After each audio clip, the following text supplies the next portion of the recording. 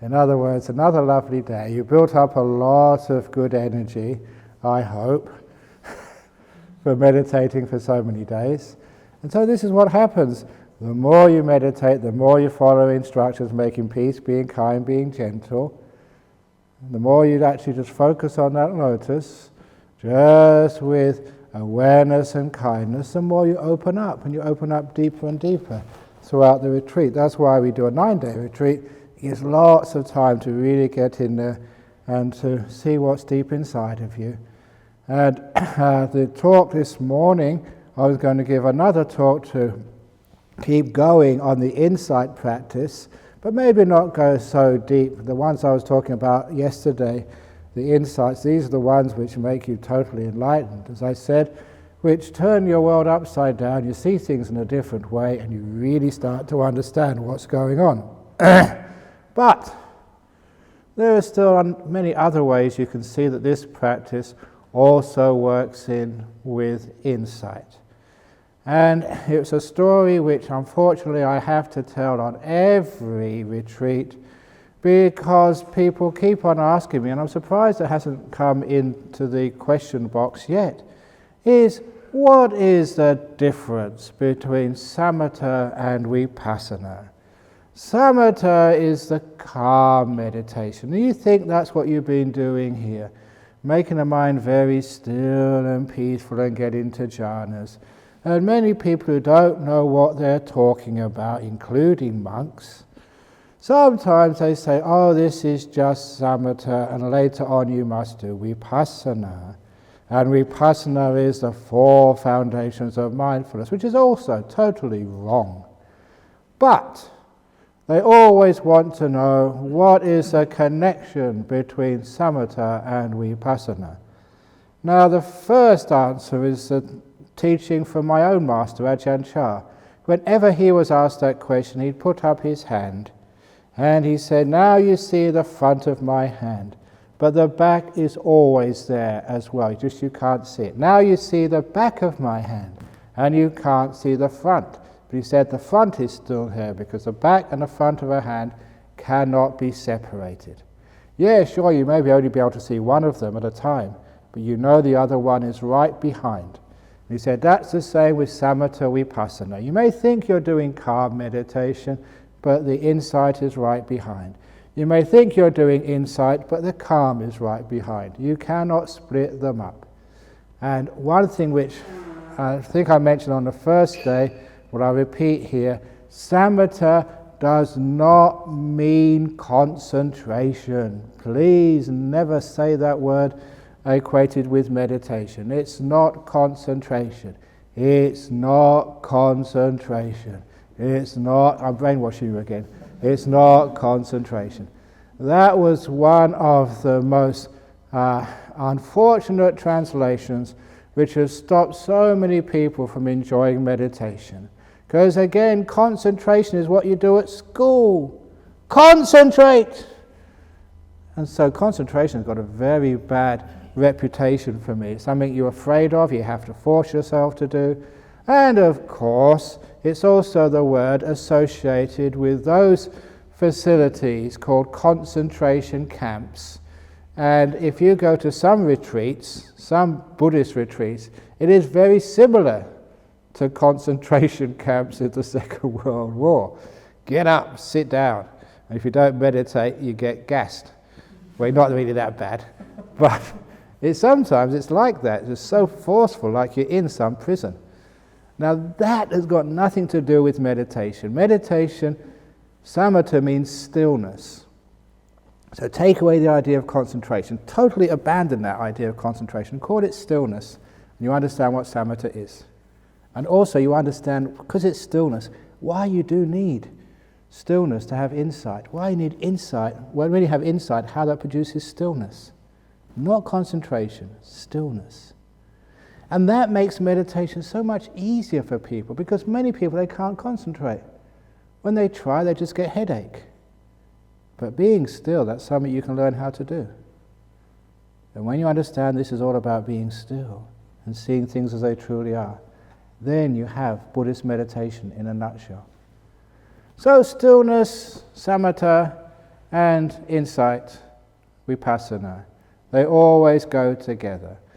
And of course, you don't just stick to what your teacher said, you always expand it and elaborate and add the new similes. And my new simile was the couple, the husband and wife, Sam and Vi. Sam Atta and Vi Passana. Sam and Vi decided after lunch to go on a walk up Meditation Mountain. Sam wanted to go on that walk because it was peaceful up on Meditation Mountain. Vi wanted to go up Meditation Mountain because you could see this glorious view on top of Meditation Mountain. She went up there for the view. Sam went up there for the peace. But like many couples, they had a dog, so they decided to take their dog on the walk up Meditation Mountain as well. And the dog's name was Metta. So Metta the dog, Sam and Vi walked up Meditation Mountain. The higher they got, the more peaceful it became. When they were even halfway up, it was very still, even halfway up Meditation Mountain. Halfway up, you could see such a beautiful view. So Vi, she was getting out her camera and taking all these insight shots. Amazing insights you could see from halfway up Meditation Mountain.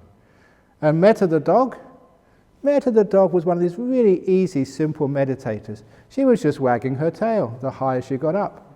Because the higher you get up Meditation Mountain, the happier it is. When they got to the top of Meditation Mountain, Sam Atta, oh, he was so happy. It was so still up there. There were no thoughts. You couldn't even feel the body.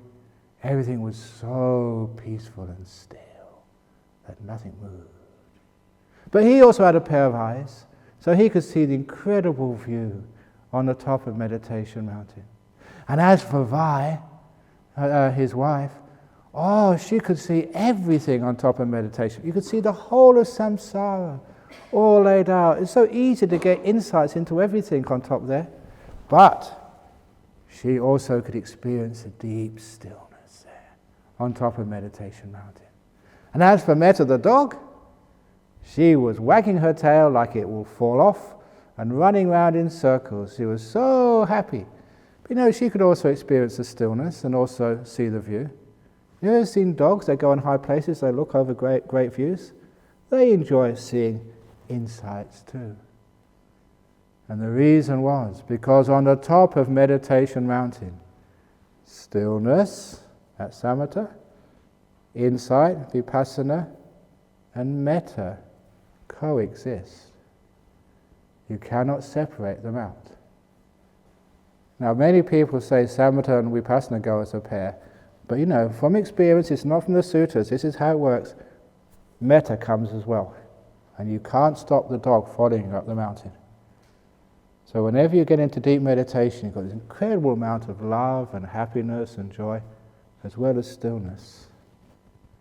Which is why, that a lot of times people, when they do get into these deep meditations, and they don't know what they're talking about, they've never done this before, they just fluke a jhana, they come out afterwards, and how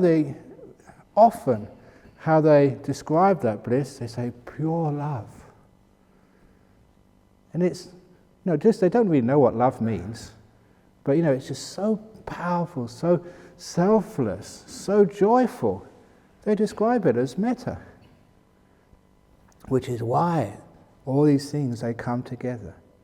I know the other time, which many people experience, the equivalent to a jhana, again, is when people die. You've all read or seen on documentaries on YouTube, people who leave their body because they've had an accident or they've died on the operating table, they go floating out and they go to the light, and when they go on the other side of the light, the nimittas, a lot of times when they come back, they're just pure love, just one with the whole universe. It was just an amazing experience.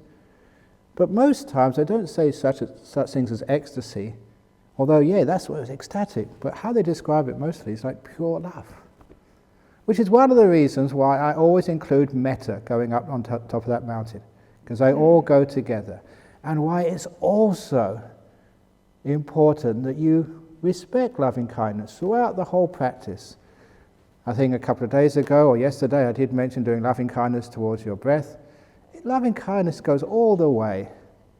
Now I already mentioned, how do you open the lotus? Being mindful and being kind.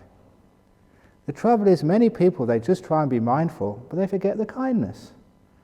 When you do that, come on, be mindful. Mindful! You be mindful or else.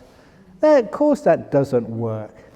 If you say, you can be mindful if you like. If you don't want to be mindful, that's fine. Be mindful, that's okay. You try that and you become mindful. It's amazing just how loving kindness just gives you the energy of the mind, which goes straight into knowing, and you just really wake up and you feel very, very alert. So, those three go together. And how this actually works, just focusing on the insight part of it, as you just develop your meditation, you really can't help but sort of think, what happened? Why did it happen? What was going on? That is like insight. You're getting insight into the path of what meditation is. And even on this retreat, many of you have done many different types of meditations before. You may have done the tough meditations, you may have done yoga meditation, you may have done all sorts of meditation, because meditation is really popular now. It's so popular that you can actually go to a person and actually pay them for this teaching. And these are the people I teach. You get it straight from the source, pretty much free here. This is really cut price. It's very, very good, because you can actually go to these courses and they charge an arm and a leg to learn meditation. And you say, you ask these people, who taught you? They say, Ajahn Brahm. Well, I can just go and see him for free every Saturday afternoon, or go on YouTube. But the problem is, because the monks don't charge, because this is, all you're paying for here is just the accommodation. I don't get anything out of this, except for some nice breakfast every morning. Thank you, Rodney. But the reason is because we don't charge, people think we're no good. It's true. Because that's what happened to one of our monks. Some lady called him up. She was obviously, from the accent, was an American lady. I hear you teach meditation. And the monk said, yes, I teach meditation. How much do you charge? He said, nothing, it's for free. Well, if it's for free, you can't be any good then. And she hung up the phone. That's true, that's what happened. Really funny. Because that's what people think, if it's for free, it can't be any good. And so these days, we never say that anymore. If someone calls me up and says, do you teach meditation? I say, yes. How much does it cost? I never say it's for free. Otherwise, they don't value it anymore. So I worked out, we say, it's priceless. Priceless, not for free, okay? So the teachings here are just priceless. They're not for free. That means you value it, but you don't have to pay any money. But going back to the insight stuff, there was another story. When I was in early this year in Kuala Lumpur, this very wealthy guy came up to me. And he's sort of, he's one of these, if you're wealthy in Malaysia, you really are wealthy, big time wealthy. And so he had some depression or some problems with his life. So what he did, being really wealthy, he flew to New York and booked in at I think it's Mayo Clinic. It's where all the film stars of incredibly rich people go. And he made an appointment with the psychologist who started all this stress, mindfulness-based stress reduction, John Kabat-Zinn. Now, he's a really famous guy now, so because he was rich, he could make a personal appointment with this guy. And then when he came back, he told me, he said, look, this is amazing. All those teachers, teaching psychology and getting people out of depression and all these other problems which film stars have, he said, they're all Buddhists. Even John Kabat-Zinn, he teaches exactly what you teach here. And I could have just come and got it for free. Even better, from the source. So it's really strange sometimes. If you pay thousands of dollars for it, you think it's really good. And if it's free. And I'm sure that in this place, if we charge $1,000 a day for this, we're never going to do this, but this is really gross. But the psychology. If I charge $1,000 a day for people, this place will be full. Lots and lots of people come from all over the world. Simply because $1,000 a day, it must be good. And then they'll sign up. It's crazy, people's psychology. But the insight which you get is you've got to have kindness and just give it free. I got it for free, so you give it back for free.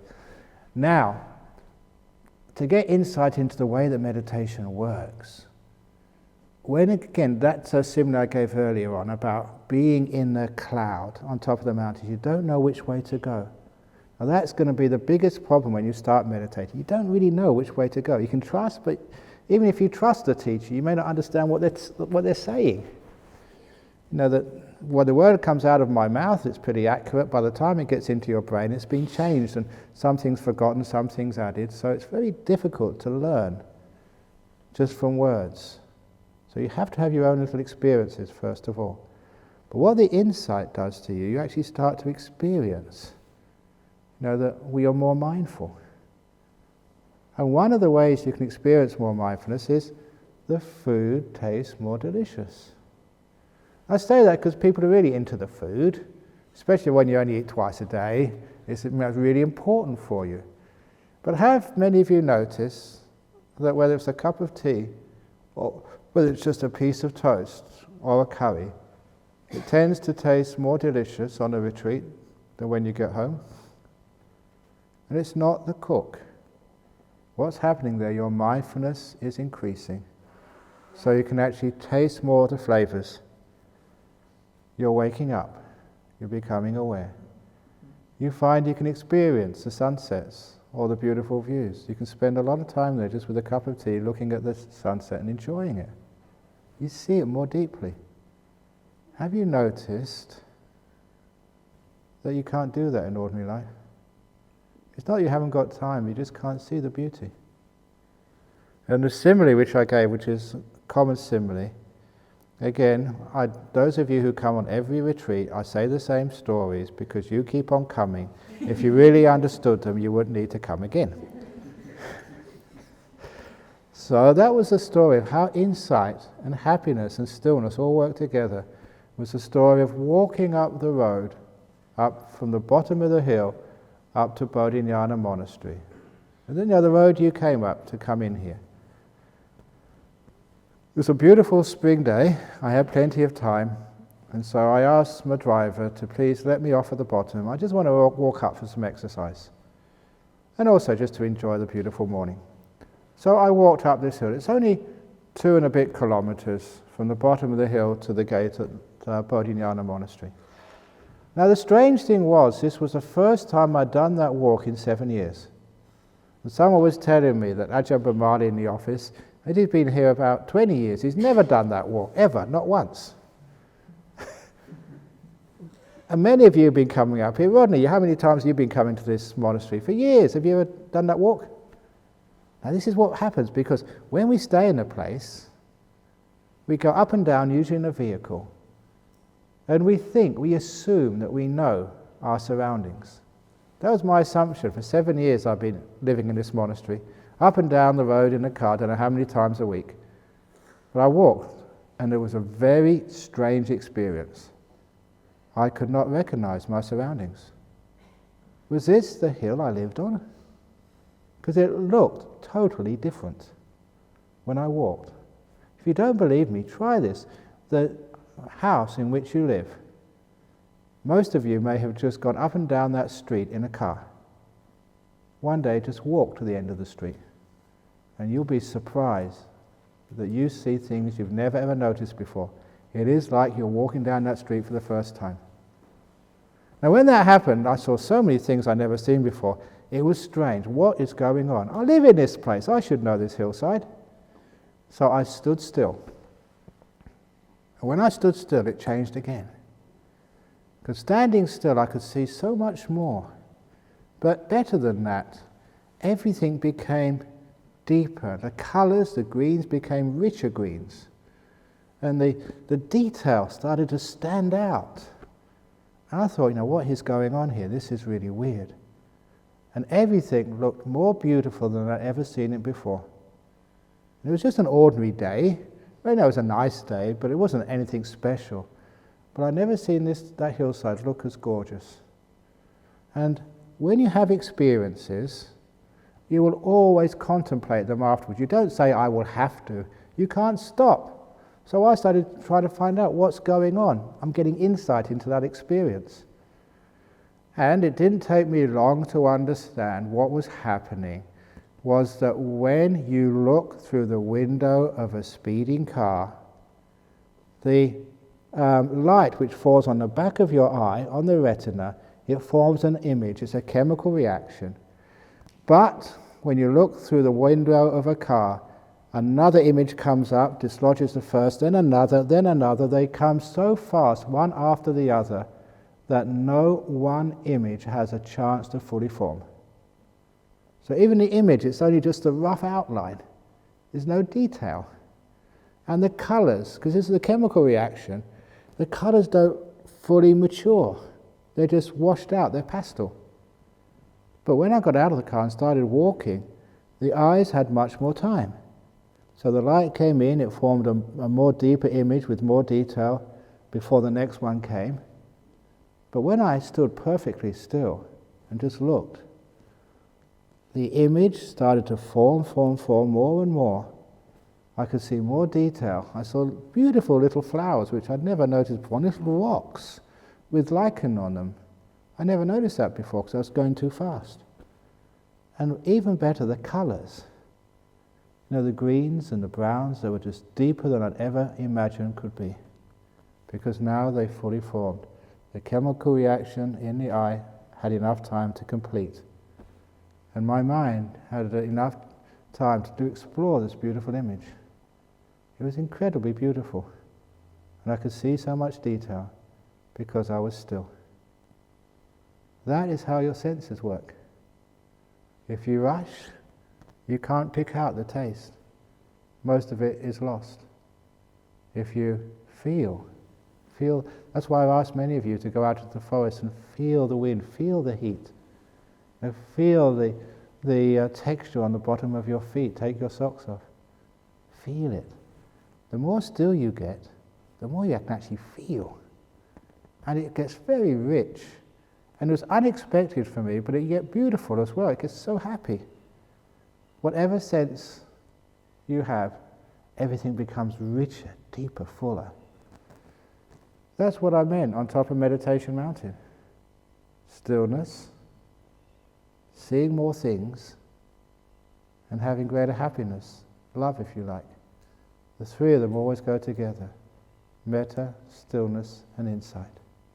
You can't change them. You can't split them up.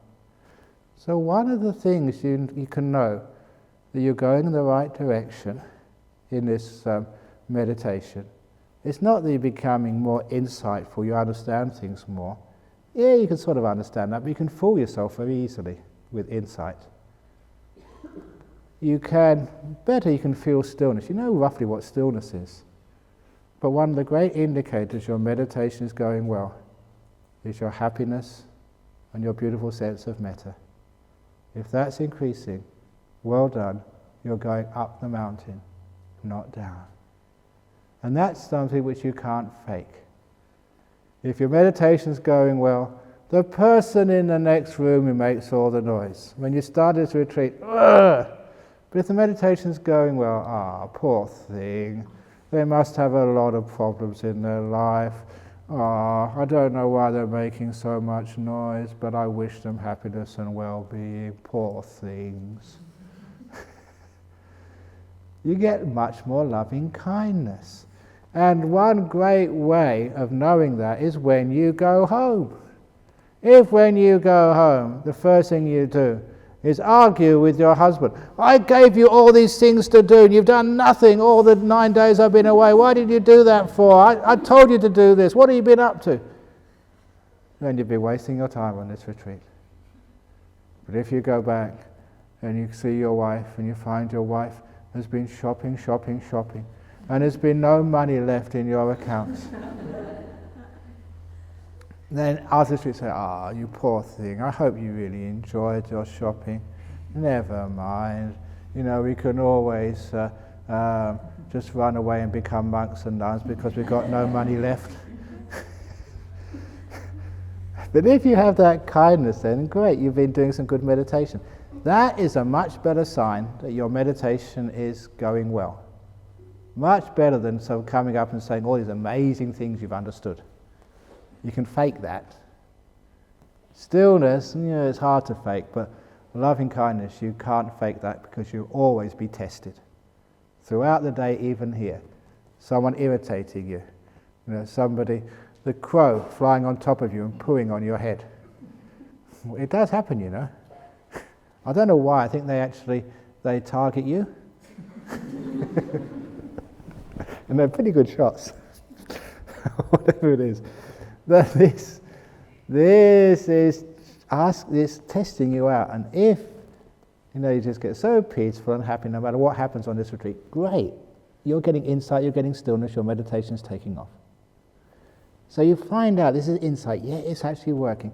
It is so much fun being happy. What are you miserable for? It really sucks being miserable. Add suffering onto suffering. So if you want a nice, joyful life, get this happiness from stillness and also through insight. They all work together. So the insight, you see, this is actually how it works. And I know I can test my meditation by the mouth meter. Like you have meters on cars, see whether you're running on full gas, full petrol, or you're empty. So you have a little dial, and this is this dial over here. If this is going down, you're not meditating very well. Horizontal, that's still not good enough. Up. Then that's a good sign your meditation's going well. That's a lot of things. That's what actually I look for. If you come on your interview and you come along and say, I've just become enlightened, Ajahn Brahm. I say, yeah, sure. But if you come along and say, Ajahn Brahm, I've become enlightened, then okay, fair enough. So that's how you can tell. So you're getting the insight into the path. And it is that insight which will drive your meditation more than anything else. I call it using wisdom power, not willpower. And that's such an important teaching here, because if you try using willpower to meditate, number one, you'll get nowhere, you waste a lot of time, but also you just stress yourself out, give yourselves headaches, and even get more depressed. Willpower does not work in meditation.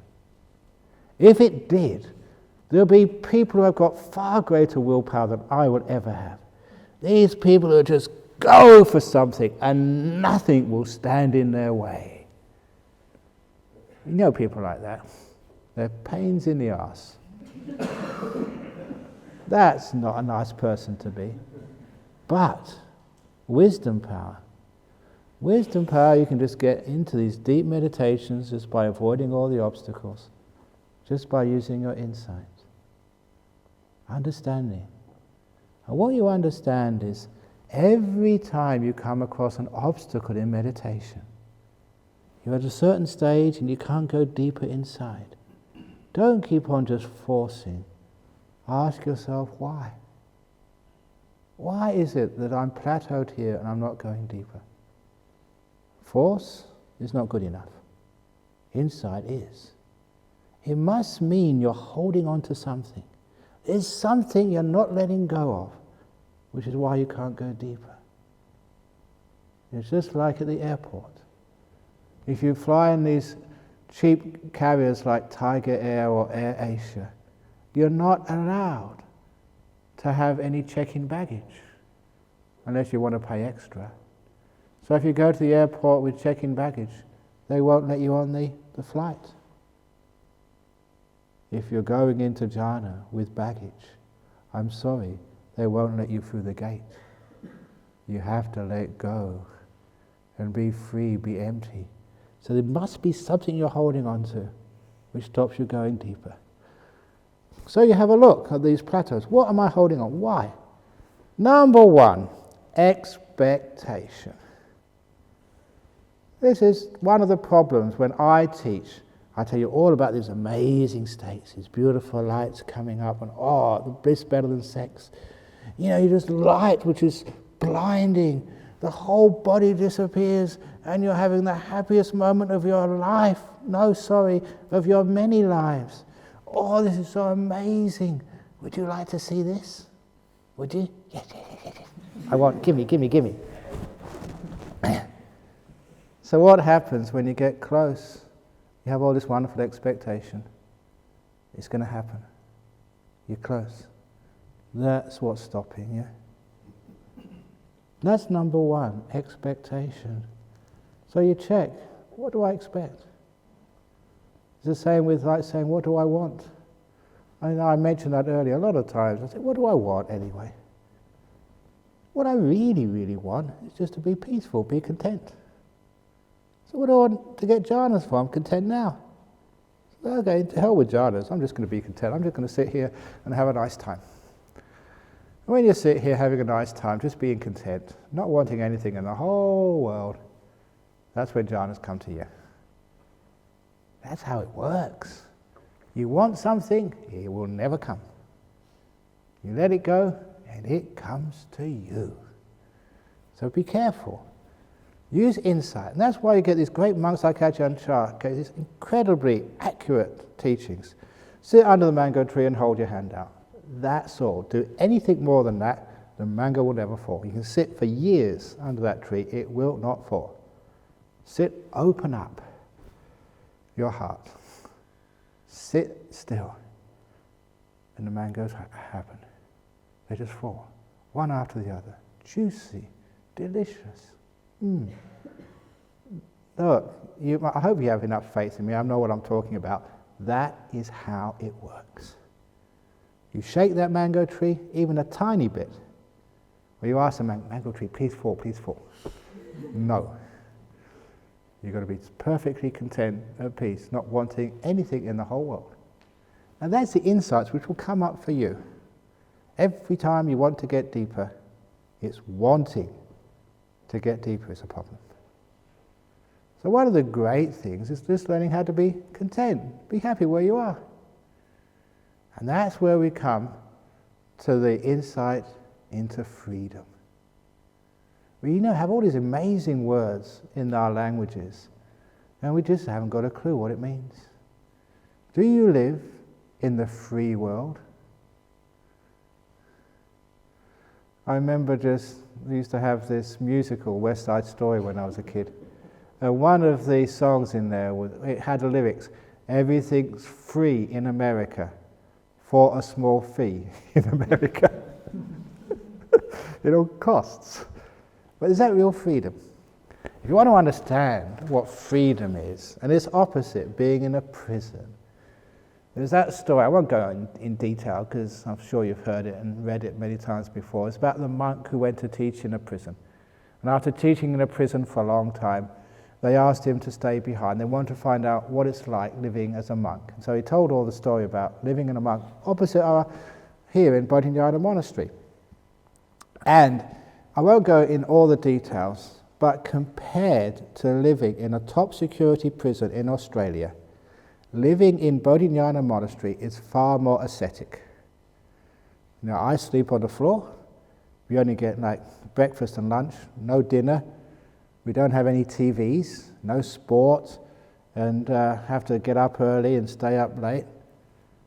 And the prisoners, when they heard what life was, a daily life as a monk, they were actually shocked. Because in prison it was much, much, much more comfortable than that.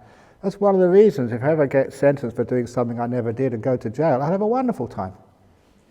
You get 3 meals a day, you get actually choice, you can choose your own food, whatever you want. And it's amazing the amount of food you get in the jail, whatever you want. You can have snacks in the morning, snacks in the afternoon, have midnight snacks as well. You got a TV in your own room, you can watch whatever you like.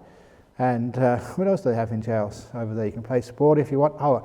And if ever you want to go on a retreat while you're in jail, all you need to do is punch a prison officer and you get solitary for a month.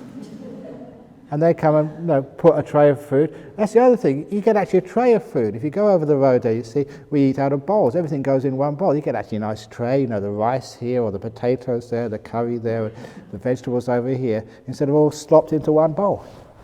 So I would never be afraid of going to prison. If I get sort of sent to jail, I say, thank you, can I have an extra 6 months, please, because I need the extra time for retreat. That actually happened to a monk in Thailand some years ago. He was accused of something he didn't do and was put in jail for 3 years. And he just wore white, and he said it was one of the best years of, he's actually that Somdet. So the best time of his monastic life. He didn't have anybody come to ask him all these questions about meditation or about nimittas, he didn't have to go to all these house dhanas and do chanting and goodness knows what, and also all these ceremonies. And so he just, in a nice little cell, it was actually probably more comfortable than the room in his monastery where he lived, and he had free time all day. So he said 3 years, he could read his books, he could meditate, no stress, no responsibilities. He said one of the most wonderful times of his monastic life, 3 years in prison. That's actually true. But anyway, why am I saying this? Is because, well, what is the difference between being in a prison and being a monk in a monastery? Which one is free? Which one is in prison? Even though it's more ascetic, maybe in Indonesia, those are tough jails, but Australian jails, you go inside of them, there's all mod cons. So, if you go, why is it that many people want to escape from prison? And why is it? It's always true, we've got this terrible waiting list of people trying to get into Bodhinyana Monastery, really good people, monks, and we just really don't know what we're going to do to try and get people to come in. Why do people want to join a monastery? Why are they trying to get out of jail when it's more comfortable? And the reason is, a prison is any place you don't want to be. It has nothing to do with how comfortable it is or how austere. If you're in a mansion, you don't want to be there, your mansion is a prison for you. And that actually happened to me once. I remember I was going on this Buddhist conference. It's called the Buddhist Summit in Japan, and because I was leading the Australian delegation, they gave me this amazing, must be 5 or 6 star room in this top hotel in some town in Japan. Amazing. If you've ever been to those hotels in Japan, I really recommend the toilets. Because I have all these buttons on the side. And the very first time, I'm a monk, okay, so I can play around because I don't have to be mature. I play around with all these buttons, One button, it squirts the water this way, another that way. You can change the pressure of it and the heat. And I was actually on that toilet for about half an hour, not because I needed to do my business, because I was playing around with the buttons. It was really good fun. Anyway, why I was telling this story? Because after, because you couldn't turn on the TV, you couldn't do all these other things, you couldn't use the minibar, and you were stuck in this room. And I just didn't want to be there. I want to be out in a forest or some nice place where I could have a walk or something. But I was stuck in this hotel room, nowhere to go, nothing to do. And for a few minutes I thought, hang on, I'm in prison. I'm in prison in a 5-star hotel. And I realized you can be in prison anywhere. Doesn't matter how comfortable it is. As long as you don't want to be there, you're in prison. But if you're like that monk who was 3 years in jail, if you want to be in jail, it's not a prison anymore. You're free.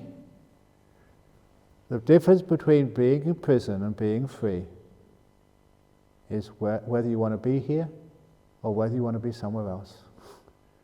When I understood that, I got great insights into how to meditate. Throughout today, ask yourself, do I want to be here or do I want to be somewhere else?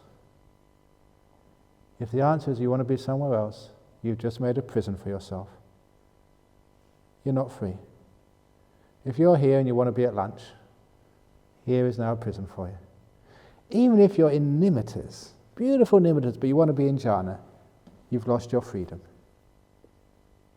And if you have an aching body, you're really bored and restless, If you're happy to be here, you don't want to be anywhere else in the whole world with this restless, stupid mind, then you have freedom. All the freedom you can ever want. That's what I mean by insight. And my goodness, that works. I use that often. I'm sitting here, nothing's happened. I don't want it to happen. I'm just happy sitting here, just nothing much to do. And as soon as I have that thought, or that sort of attitude, happy to be here, boom, boom, boom, boom, boom, boom, you go deep really quickly. That's how it works. You're using wisdom power to drive your meditation. All the wanting to be somewhere else, that's putting yourself in a prison. Wanting to be here, which is basically not wanting, that's called freedom. And look at your life. How many times do you make prisons in your life? You're at the airport and you want to be on the plane. You suffer. You want to be somewhere else. You can't just enjoy where you are. You're on the aircraft and you want it to land. Another prison. I notice this. All the people, they try and get on the aircraft first. They always know they can't wait to get on the aircraft. They must like aircraft, but that can't be the case because they can't wait to get out at the other end.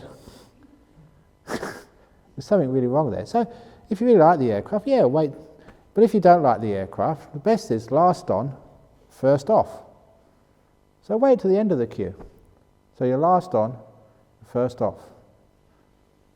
People are really weird and strange. But they always want to be somewhere else. That is why they get on there, try and get there first, and they try and get off last. So they try and get on first and try and get off first. They always want to be somewhere else in life, which is why life is a prison. And I've said this with people in relationships. Your partner, are you happy with them? Or do you want another one? Do you want to sort of take it to the partner shop and swap it for a new model? You can do that on eBay, you know. You can sell your husband, sell your wife, and get a new model, get an exchange. But if you want a different partner, you will find that your relationship is a prison. It doesn't matter how austere or how beautiful it is. It's whether you want to be there or whether you want something else. If you're happy with the one you've got, it's good enough. You'll have a wonderful relationship. It's not your partner, it's not you, it's your attitude. Makes a beautiful relationship. In the same way you may be in a job you hate. You want to be somewhere else. Then your job is a prison for you. You go another job, you make the same prison. You don't want to be there, you want to be somewhere else. If you change your attitude, I just want to be here, then you're free. Look at me, I have to do all these jobs, teaching retreat. Well, I don't want to teach a retreat. I've done my meditation, I've done my work. I shouldn't be teaching you guys. You look after yourself. I'm off. No. Sometimes I have to do all this stuff, and sometimes crazy stuff. People come and talk to me about their marriage, about their kids. What do you want to do that to me for? I don't know about. I never had a kid. How would I know, what to say to a child? Well, I told the other day, they don't do baby blessings. I never signed up to do baby blessings as a monk. This they put in your So all these things you have to do as a monk in today's world. And sometimes you catch yourself. I don't want to do this. What am I doing this for? I don't have to do this. And I know now, as soon as I think like that, suffering. So I said, I'm happy to be here doing it. Who cares? And as soon as I'm happy to hold the baby, there's no problem. I feel free. As long as I take it back quickly, that is. So it's like the attitude is what makes you free. It's the insight. And please, in your meditation, we're focusing on meditation here. Whatever is happening to you in your meditation, whatever it is, if you want to be somewhere else, you're suffering. If you want to get rid of something, it's suffering. If you're happy to be here, you are free. So those who get up early in the morning, you're tired. Please be happy to be tired. Happy to be here. happy to be fast asleep, then you are free. But if you don't want to be sleepy, you're suffering. And it gets worse. If you're restless, think about all sorts of stupid things. Are you happy to be restless? Or do you want something else? If you want something else, you're now in prison, you're creating more restlessness. So if I have these stupid thoughts, I say, welcome, stupid thoughts. Haven't seen you for a long time. What are you going to do now? When you welcome the stupid thoughts, they stop. But if you welcome them in order to stop them, it's not welcome. You've got to be very careful here. Because a lot of time people say, yeah, I tried this, it didn't work. What do you mean it didn't work? Well, my stupid thoughts didn't go. That's not welcoming them. That's say, come in as long as you go out. So if you do it really properly with full insight, you're just happy to be here. Now imagine that. You could spend one whole day, every moment of today, just being happy to be here, wherever that happens to be. Why not? You'll probably have Jhana by this evening. Guaranteed. But you can't do that, can you? You always want to be somewhere else. This is not good enough. There's always something else which is more interesting, more beautiful. Have all these goals, all these places you want to be, all these things you want to attain. It means you're never here. So be happy to be here. If you're happy to be here, you have this incredible sense of freedom. And it doesn't matter what your body is doing. It doesn't matter what the noise is around you. It doesn't matter what's happening at all. If you can do that now, imagine what it's going to be like when you get old or when you die. All these aches and pains in the body, just happy to be here. That's powerful. That means you die with a smile on your face, and you probably never get reborn again. Because you're happy to be here. You don't want to go anywhere else. And you can do that. Doesn't matter how much pain you have. Because I've done that myself. I don't know if I've had as much pain as other people, but I've certainly had severe pain in my life, like everybody does. You can't expect to be 61 years and get out of life scot-free without a few really big pains and aches and agonies. But my trick is, okay, here it is. I'm stuck with it. I'm going to be happy to be here. Happy to be here with that gut which never gives me a moment's rest. Happy to be with this pain which just will not go away. Try that. That's really radical. You find you get peaceful so quickly. You want to be somewhere else, even if it's just an itch on the head. You want to be somewhere else, and that drives you crazy. So this is the insight. What you're really getting insight into is the basic teachings of the Buddha, which I mentioned earlier. Second noble truth, wanting leads to suffering. Not wanting leads to Nibbana. I'm happy to be here. You're getting close to Nibbana. You want Nibbana, and it's always far away. You don't want anything, and here it is. This is the insight. And try it out, experiment, play. Because when you experiment and play, you find, my goodness, this actually works. And this really gives you the great insights which I hope you all get. The letting be button. Instead of fighting the world, just let it be. You can really relax and have a wonderful time. And it does not matter how healthy or sick you are, how old or young, how smart, how stupid. All that stuff doesn't matter. You don't have to be intelligent. You don't have to be dumb. You don't have to be a girl or a boy, Asian, Caucasian, Eskimo, who cares? As long as you can let things be. You can do that any time of your life. Happy to be here. Then you're totally free, even in a jail. Want to be somewhere else? You suffer. So these are the real insights which you learn them when you're meditating because they make you peaceful and calm and happy. And then you transfer them from the laboratory of the meditation retreat out there into your real world. You say it's a real world. This is as real as the other world. Actually, this is more real here than what you see over there, because you spend so much time watching movies and TV. Is that real? Putting makeup on, is that real? What else do you do over there? There's so much lack of reality. You go in to spend lots of time in the shopping malls, is that real?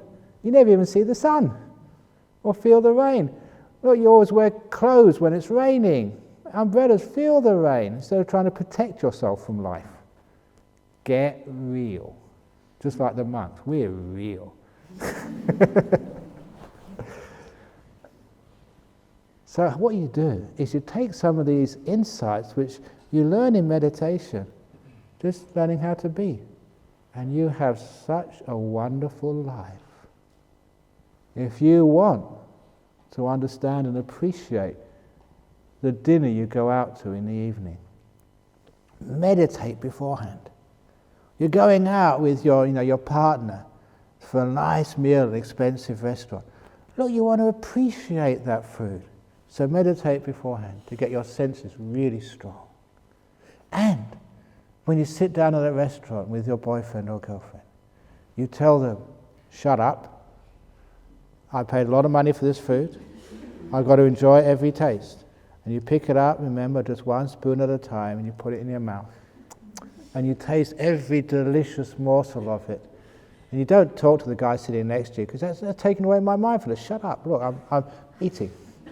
And once you finish the one mouthful of food, only then do you pick up the next one. This is delicious. That's how to have a nice night out. If, though, you're going out, to speak to the boyfriend or the girlfriend, then don't take them to an expensive restaurant. You're wasting your money.